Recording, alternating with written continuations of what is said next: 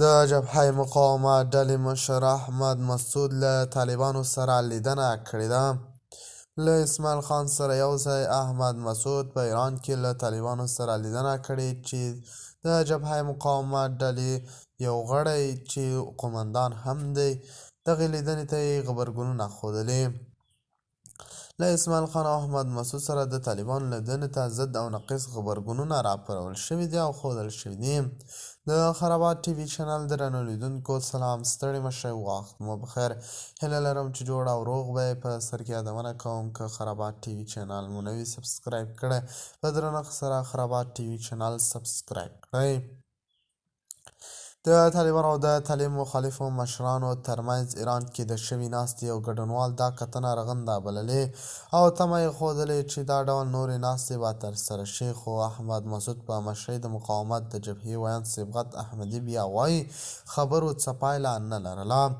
د بادغیس پخوانی والي حسام الدین شمس چې جهادي قومندان محمد اسماعیل خان ته نږدې کس بلل کېږي بي بي سي سره خبرو کې ویلي دوی طالبانو سره لږ تر لږه 3 ناستې کړي او یو لړ غوښتنې په لیکنه بڼه ورته سپارلې دي.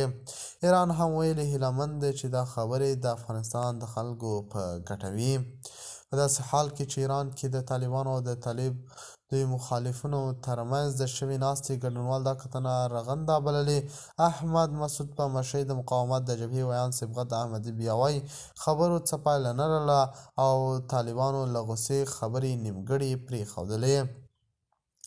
دا خبرې د 3 ورځو لپاره وي، خو 2 ورځې ترسره شولې او په 3مه ورځ طالبانو او د احمد مسعود په خبرو کې څه جنجال راغی او خبرې نیمې پایلې ته ورسېدلې. د خرابات ټي وي چینل درنو لیدونکو دا و زموږ د دې مهال چمتو کړی خبر.